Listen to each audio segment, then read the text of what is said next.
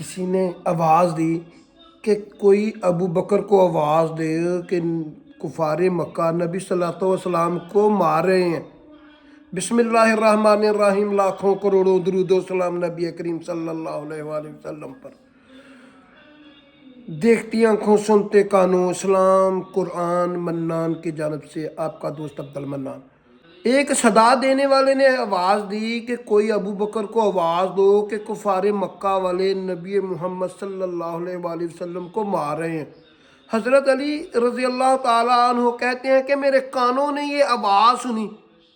تو میں دوڑ کر اپنی دروازے پر آیا تو میں نے دیکھا ایک شخص دوڑا جا رہا ہے، پیروں کے اس میں جوتی نہیں ہے، سر پر اس کے پگڑی نہیں ہے، اور دوڑتے دوڑتے گیا اور جاتے ہی وہ نبی صلی اللہ علیہ وسلم کے اوپر لیٹ گیا، اور جو مار نبی صلی اللہ علیہ وسلم کو پڑھ رہی تھی وہ حضرت ابو بکر صدیق رضی اللہ تعالیٰ عنہ کو پڑھنے لگی،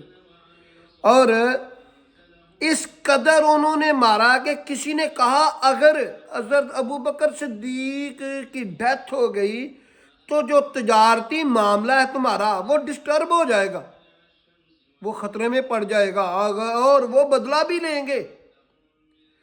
اس پر انہوں نے حضرت ابو بکر صدیق اور نبی صلی اللہ علیہ وسلم کو مارنے سے وہ باز آئے،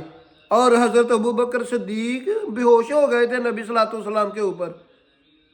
اور جب ہوش آئی ہے اور جس کے گھر میں تھے اور آنکھیں کھولتے ہی کہا کہ نبی صلی اللہ علیہ وسلم کا کیا حال ہے؟ انہوں نے کہا نبی صلی اللہ علیہ وسلم ٹھیک ہیں۔ انہوں نے کہا میں اس وقت تک کوئی بھی چیز نہ کھاؤں گا نہ پیوں گا جب تک میں نبی صلی اللہ علیہ وسلم کو دیکھ نہیں لیتا، مجھے ان کے پاس لے چلو۔ پھر جس جگہ پر نبی صلی اللہ علیہ وسلم کو چھپایا ہوا تھا حضرت ابو بکر صدیق رضی اللہ تعالیٰ عنہ کو اس مقام پر لے گئے ہیں۔ جب نبی صلی اللہ علیہ وسلم کو دیکھا تو شکر کیا